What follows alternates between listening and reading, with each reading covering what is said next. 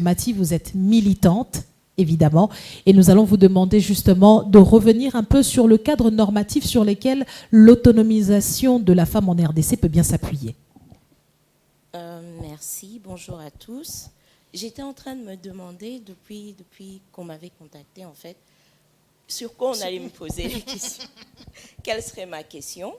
Et généralement, on a tendance à demander aux avocats de parler des textes, mais il faut avoir les textes avec soi et je ne les ai pas. La problématique de l'autonomisation de la femme, comme l'a mentionné la chef de travaux, c'est véritablement un processus et il est intégral. Il faut une réponse holistique pour pouvoir véritablement expérimenter cette autonomisation et que la société congolaise puisse en bénéficier. Ça veut dire qu'au-delà de l'entrepreneuriat, du cadre entrepreneurial lui-même qui doit être revu, parce que l'entrepreneuriat ici n'est pas souvent soutenu, il y a des efforts qui sont faits, qui sont entrepris depuis quelques années déjà, mais ça ne suffit pas. Au-delà de ce cadre-là, il faut véritablement sécuriser la femme.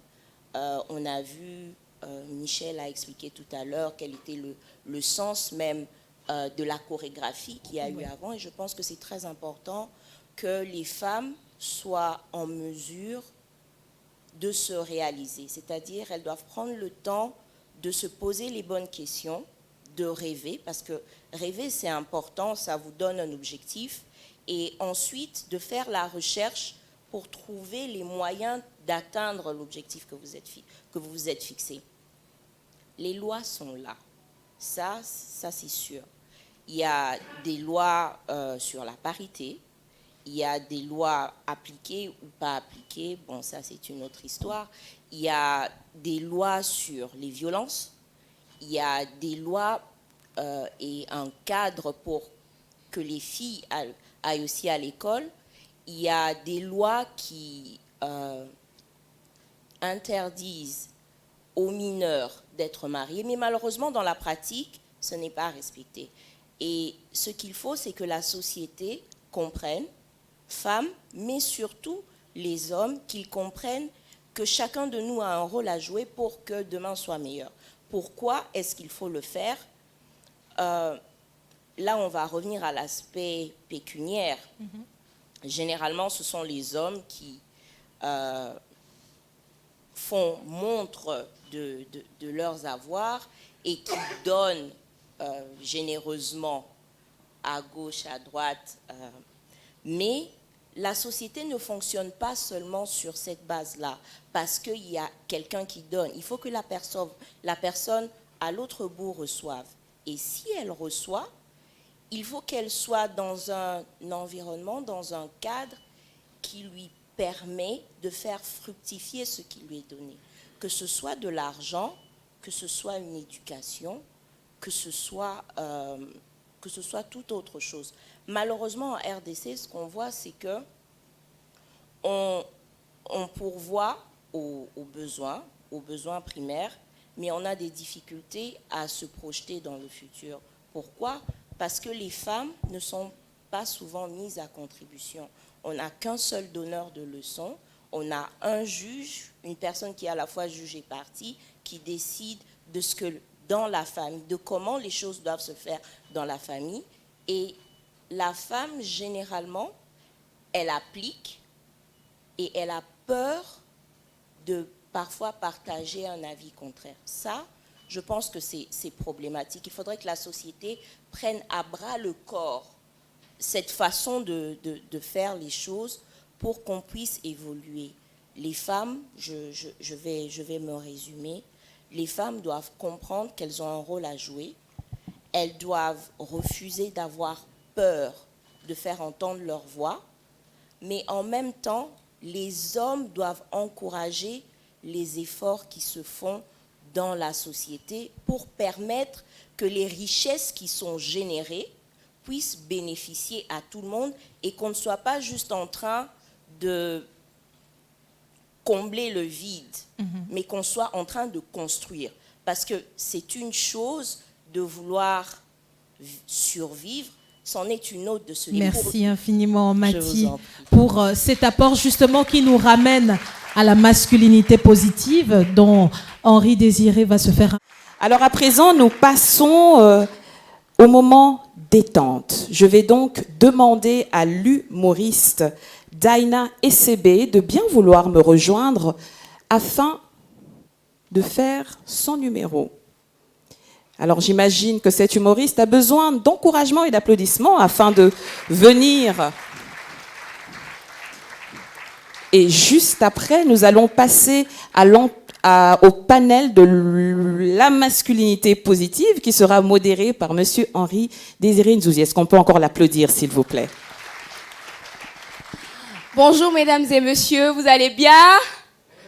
Oh là là, je ne nous sens pas. Est-ce que ça va? Je suis très contente d'être ici. Au fait, quand on m'a dit que je devais prester devant la première dame, je me suis dit de ne pas faire comme tous les comédiens. Oui, eux, alors à ma place, ils allaient faire des éloges, des compliments à la première dame. Non, on va parler d'un sujet très important. Mais avant de commencer, j'ai une question à nous poser. Est-ce que vous avez remarqué la beauté de la première dame?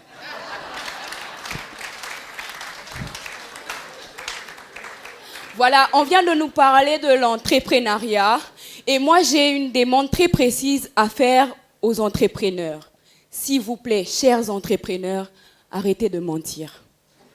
S'il vous plaît, quand on vous pose la question pour savoir comment vous avez fait pour créer votre entreprise, dites-nous la vérité.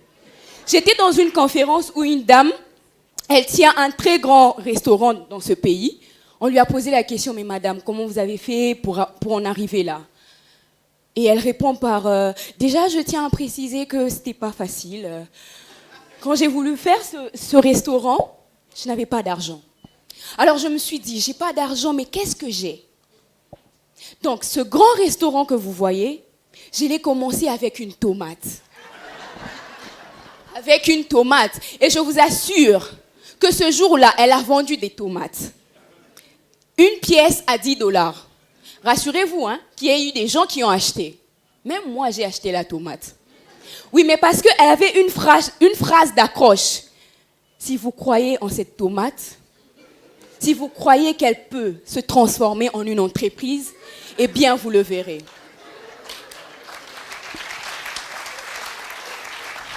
Alors, moi, j'ai acheté cette tomate, mais le truc, c'est que la tomate, elle a pourri, je n'ai toujours pas d'entreprise. Au fait, quand on parle de l'entrepreneuriat, le principe important, c'est de faire avec ce qu'on a. Et j'ai vu sur Internet une femme, une blanche qui est influenceuse. Elle, sur Internet, elle vend l'eau de son bain. Oui, c'est ce qu'elle a. Non, mais aussi quand on parle de l'argent, je ne sais pas si vous avez remarqué que lorsqu'on cite les hommes les plus riches de ce monde, on ne cite jamais les Béninois. Alors que eux, ils détiennent le porte-monnaie magique. Je ne sais pas s'ils ne veulent pas être en compétition. Voilà, je m'appelle Daina Essebe, je suis comédienne de formation à l'Institut national des arts. Oui, c'est un métier que j'aime beaucoup. C'est un métier que j'aime beaucoup. Mais le jour que j'ai dit à mes parents que je voulais devenir comédienne, je vous assure que ce n'était pas facile pour eux de le digérer. Oui, je me rappelle de ça comme si c'était hier. Ma mère faisait le pondou et mon père était en train de lire son journal. Papa, maman, je pense que je vais devenir comédienne. Tu veux devenir qui? Mais ma fille, tu es très belle. Je ne sais pas pourquoi tu veux devenir comme une indienne. Tu es complexe. J'ai dit comédienne. Je veux devenir comédienne. Il fallait dire dès le début, non? Bon, Jean, dis quelque chose. Telle mère, telle fille. On a payé la maternelle, l'école primaire et les secondaires pour que tu deviennes qui? Comédienne. Donc toi, tu vas commencer à passer à la télé. Oui, papa. Et après, on dira que tu sors avec les musiciens, les politiciens et les chiens. Non, papa. Donc, toi, tu seras une star. Oui, papa. Diana, c'est une bonne chose. Enfin, quelqu'un qui fait quelque chose de différent. Viens. Quand tu auras beaucoup d'argent, rappelle-toi que ta mère n'était pas d'accord.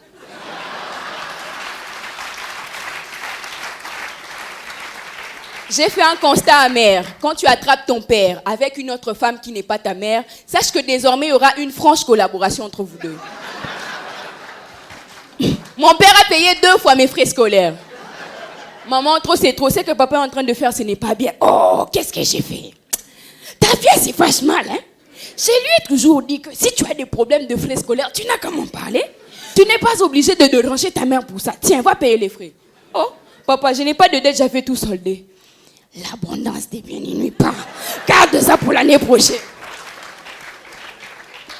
Je suis tombée sur une publication sur Internet d'une grande star américaine qui a ramené une Gabonaise aux États-Unis.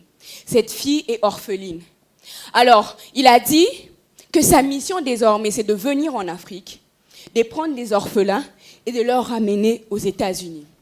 Et son prochain pays cible, c'est la RDC. Depuis que j'ai vu cette publication,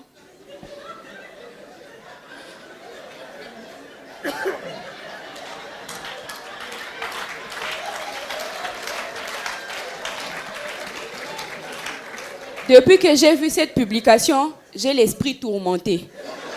Au point que je me réveille la nuit, j'entre dans la chambre des parents, je leur regarde. Non mais tout le monde veut quitter l'Afrique pour aller en Europe. Alors qu'on peut investir en Afrique. Moi je connais une fille, Selena Ngoy. Elle, peu importe ce que vous allez lui proposer, elle préfère aller vivre en Europe. On lui a posé la question entre l'homme de ta vie et aller vivre en Europe. Yaya, aller vivre en Europe. Entre $1 milliard et aller vivre aller vivre en Europe. Entre devenir présidente de la République et aller vivre en Europe. Devenir présidente, hein? Oui, parce que quand tu es président de la République, tu peux voyager, tu fais la France, la Belgique, les États-Unis. Alors, à mon premier voyage, je vais fuir en Europe. Daina ECB. Merci. Merci infiniment. Avant de quitter, j'aimerais quand même faire une demande. Ma mère m'a dit de ne pas rentrer à la maison si je ne fais pas une photo avec la première dame. S'il vous plaît, permettez-moi de faire une photo, sinon on va me chasser à la maison.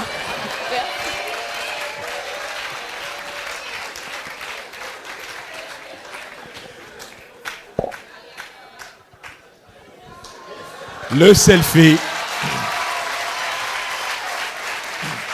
Merci, Daina ECB. Le talent à l'état brut, on peut l'applaudir, s'il vous plaît.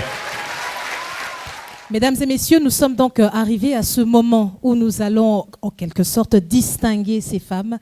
Et ce qui est encore plus intéressant de ce moment, c'est qu'elles recevront leur diplôme des mains de la très distinguée Première Dame, qui nous fait donc un honneur particulier, je dirais un honneur ultime, que d'être avec nous depuis tout. Nous demandons à M. Choladine de s'approcher pour recevoir son diplôme.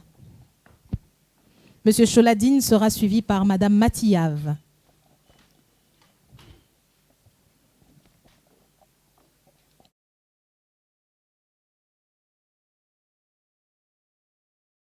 Employée, commerçante, femme ménagère ou encore jeune entrepreneur. Votre travail de chaque jour est une valeur inestimable qui tient notre société dans la bonne direction. En tant que mère et épouse, je suis consciente de la lourde vocation que nous avons à élever et encadrer les leaders de la société de demain. Car oui, toutes ces étoiles qui brillent passent obligatoirement par les mains d'une femme. De ce fait, autonomiser cette dernière est le premier pas vers un leadership éclairé.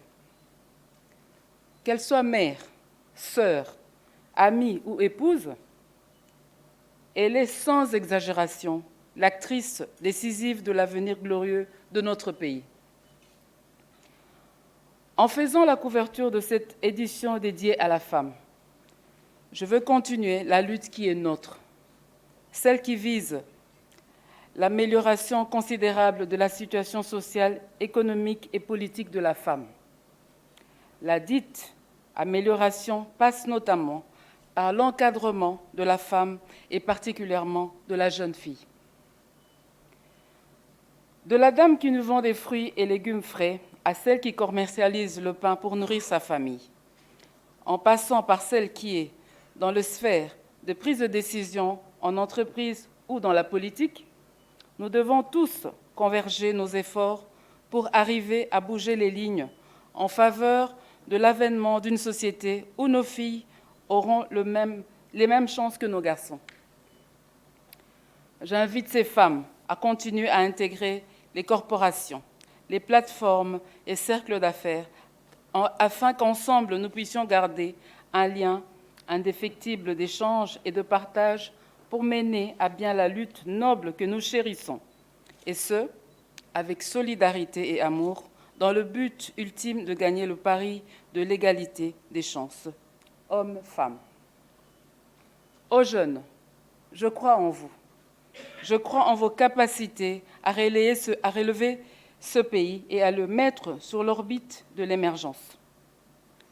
Je suis intimement convaincue qu'il ne peut en être autrement, et c'est pourquoi je suis ici parmi vous. Cependant, je vous appelle à vous approprier des valeurs d'excellence et d'équité, utiles pour un avenir durable.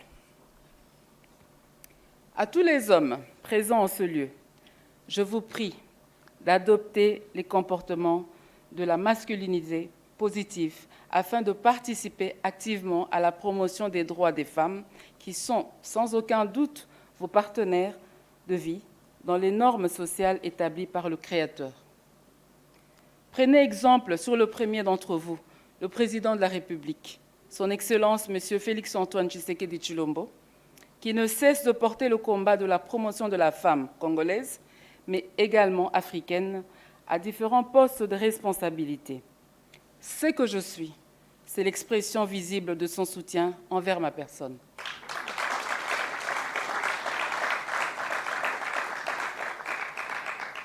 Je renouvelle mes hommages à tous les membres de l'équipe du magazine Ici et ailleurs, qui m'ont fait l'honneur de figurer en couverture de ce 9e numéro. Je les encourage à perpétuer la bonne habitude de mettre une lumière sur ces femmes et ces hommes qui, par leur parcours et expérience professionnelle, deviennent des modèles pour les générations futures.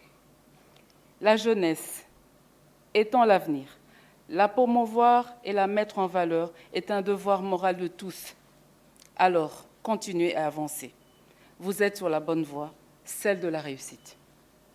Mesdames et messieurs, distingués invités, en sortant de ce lieu, je souhaite que nous puissions, tout autant que nous sommes, prendre l'engagement de joindre nos voix pour la cause de la femme et de la jeune fille. Vous connaissez mes convictions profondes au sujet de la femme et vous savez que je vais continuer à être le porte-voix de la femme congolaise dans différents plaidoyers que nous mènerons auprès des autorités nationales et internationales.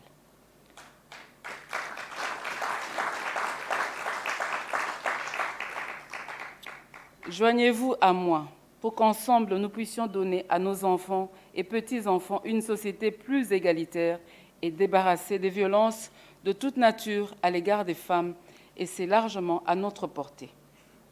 Il nous suffit de le décider. Avant de clore mon propos, je voudrais dire ceci. Quand il nous arrive d'avoir un moment de doute face à l'obstacle ou à l'adversité, quand on pense que la marche est trop haute pour être franchie, souvenons-nous de tous les combats qu'on nous disait impossibles, mais que nous avons finalement remportés haut la main. Souvenons-nous du chemin jusqu'ici parcouru et armons-nous d'espoir et de courage pour l'avenir. Un proverbe brésilien dit que l'espoir est le dernier à mourir. Je nous laisse sur cette note finale de l'espoir, car associés à la foi, nous pourrons opérer des miracles. Je vous remercie.